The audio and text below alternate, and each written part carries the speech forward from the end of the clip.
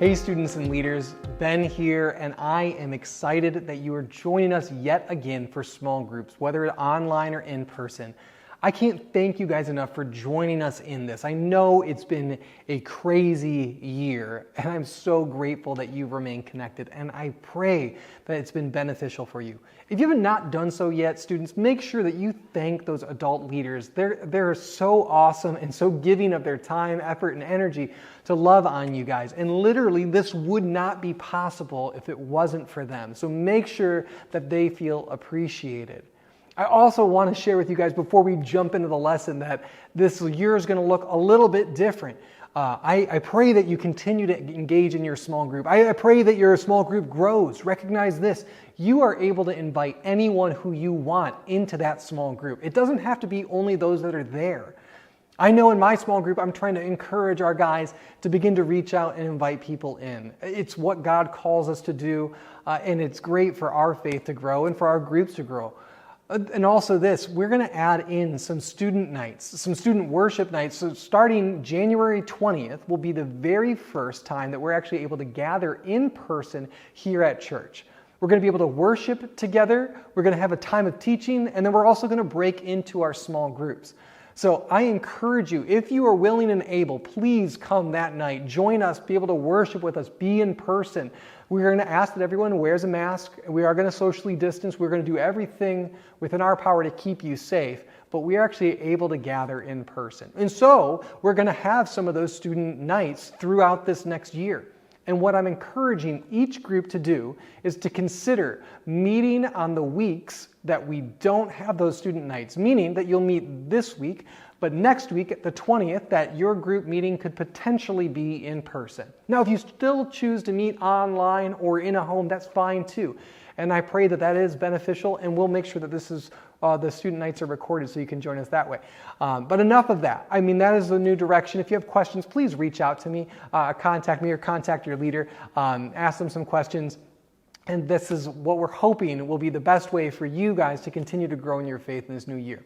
And as we jump into this first series, what we recognize is that this has been a hard year. We've all been kind of left stranded, wondering what's going to happen next, and waiting and asking the question, where are we all going to go? Are we going to go back to school? Is it yet? Is it not yet? Am I going to go for a day? Am I actually going to be able to go back? I'm getting exhausted in this idea of waiting. So we're going to begin talking this year about what it means to wait and what God does while we wait. And so I want to actually draw our attention to the fact that there's actually been studies done on this sort of stuff. There was actually a college study done where they took young kids, put marshmallows in front of them, and then asked them to wait. Said, don't eat the marshmallow, and if you're able to not eat that marshmallow, when I come back, you get another one. And so they were able to see what students or what children were able to wait and not eat a marshmallow so they could have two, and which ones were like not willing to wait for the second one and needed to gobble up the marshmallow. They actually followed those students, and later in life they found out, or at least they thought they did, that those that were willing to delay gratification were going to be more successful in life.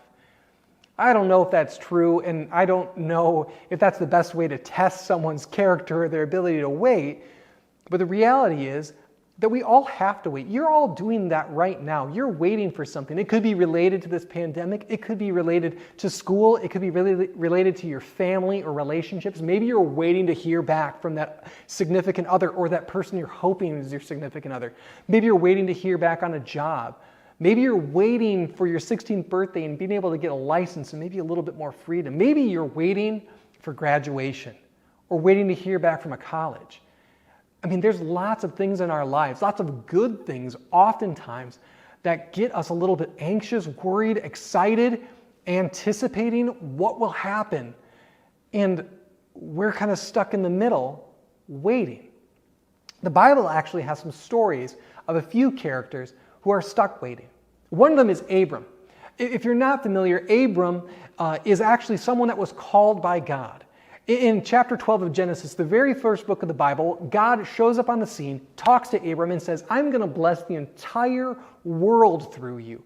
I'm going to bless you and make you the father of many nations. You're going to bless every family on earth. And Abram is called out of the place he was living and has to trust God and follow him. And after he lived a little bit more life, he starts to worry. Actually, we find out in chapter 15 of Genesis, after that first promise from God to Abram, that he gets really concerned. So in chapter 15 of Genesis, starting in verse 1, it says, "After these things, the word of the Lord came to Abram in a vision. 'Fear not, Abram, I am your shield, I am your very great reward.' But Abram said, 'O Lord, what will you give me? For I continue childless.'" God, you promised to give me that I could be the father of nations, and yet I'm still here childless. And the heir of my house, that's to say, if I die, the person who's going to get all of my stuff is Eleazar of Damascus. Can everybody say Eleazar? Yeah, I mean, it's okay. It's not a name you hear that much. Maybe you have a friend in school named Eleazar. But in this case, this was not Abram's child. This was some relative. It was the closest relative to Abram. And Abram had already done the math. He's already figured out, if I die, Eleazar gets everything. And Abram goes on and he says, "For behold, you've given me no offspring, and a member of my household will be my heir." So this is what happens to us. When we get in the middle of waiting and we start to calculate things and figure things and get anxious and worried about things, we start to figure, is it really worth waiting for? Is it really worth waiting for that promise? I mean, a really simple example is I just went shopping with my 3-year-old for Christmas. I took him with me and we went shopping for his little brother Judah and my wife Stephanie, and he picked out some things and we got in a crazy long line. And when we got in that line, I already started calculating and figuring, okay, we have these things. My son picked them out. It's super cute.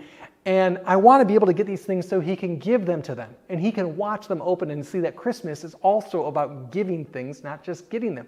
That was my reward. That was the thing I was waiting for. But the line was at the back of the store, and I wasn't quite sure if I was willing to wait for that reward. The reality is, after about 20 or 30 minutes and moving just a few feet, I realized the reward's not worth it. I'm coming back tomorrow buying these same things. And I moved on.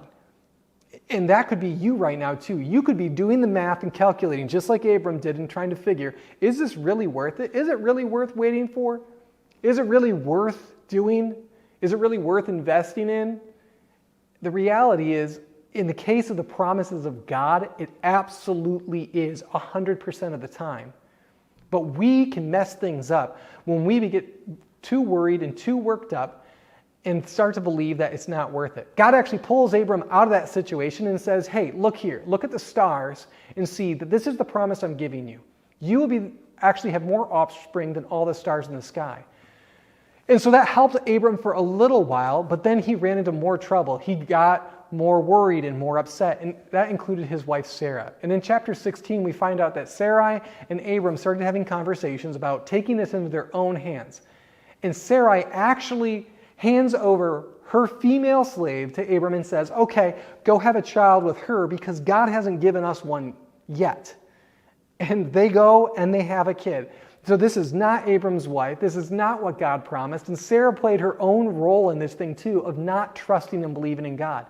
Because the reality is this, that in situations where we're called to wait, it actually shows our character and gives us an opportunity to build it. It gives us an opportunity to build our faith and our trust in those situations. And so wherever you're at right now, whatever it is that you are waiting for, what you're hoping for, if it's going back to school, it's for the mending of a relationship, whatever it is, that God is working in you, that there's a thing that you're hoping for and a thing that is promised, but there's also something else that's at work. That while God has a plan for your life, He also has something that's in motion in your life right now. And oftentimes, in the middle of a season of waiting, it's difficult, if not impossible, to see what God's doing.